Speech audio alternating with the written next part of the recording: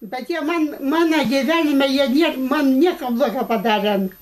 Niekada jau aš našlė palikai, mano vyras mirė, paskui viskas ir jau jie manęs neužkabina. Jie neprašė nieką, tai dar esu numezgusi 5 poras kojinių. Tiems miškiniams jau, man sakė, tas kojinius nešęs, tos žiūronus, kur nešęs, tai jis pačiam padavau. Tai jis padėkavoja daugiau jau, jie neteka mažai susitikti. Ir už tas kojines, kai dėkoja, jie tustuminuoja, sako, mes 5 vyrai, sako, šaltai, už šlapdribas, jinai miške reikia būti ir... Taip. Tai aš neturėjau tų vilnų, žinai, tų vilnų mes nelaikėm, tai man tų sūdų prastatė, tai aš numirkiau ir tai jie dėkingi buvo ir... A, jie patys siūlus pristatė jums? Ne, tu žmogus atnešė, kaimys atnešė, sako, tu moki mėgti, tu numėgti, sako, vyrams reikia. Tai ten vieną modelį aš pažinau, ją nuštikė, tai ten numėsgiau, jos vyrų numėsgiau, ten paskui, ten 3 vyrai buvo, jiems 5 poras padariau ir ten ją nuštikė, nušoviau, čia prie to paminklo, to vietoj, kur pastatys yra. A, čia Užalpiuose? Čia Užalpiuose, ar buvot? Aha, buvo. Tai va, tai ten jis ir tokia graži moteriška, užmirkintoka išėję ir... O dabar, Tamsta Petronėlė, gal galėtumėt papasakoti tą istoriją su tais žiūronais, prisiminti.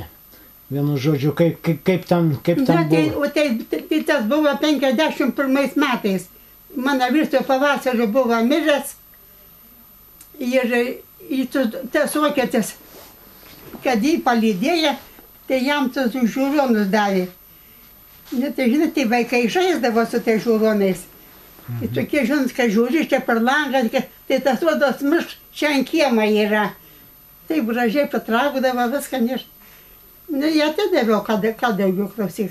Tai jis davė tokie, žinot, tokie popieriuką ilgą davė, į ten reiškia to gilzę. Ta gilzė ant spaudekėta buvo. Ten numerė tokį prispausti viską.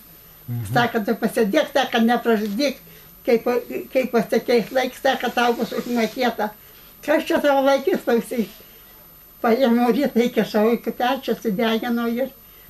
Ne, čia jų nieks nesmerkė, jie nieks ir jų tik galėjo, tik padėjo ir...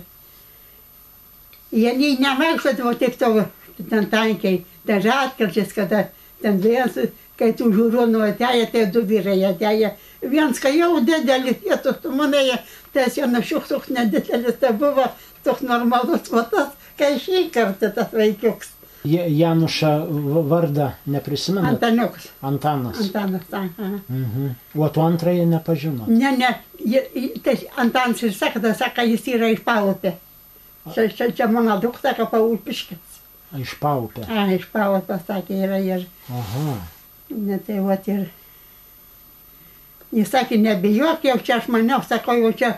Gal kažkas jau pasakė, pamelavo, nes mes tik aš jau niekada jau apie tos dalykus nenoriu šnekėti.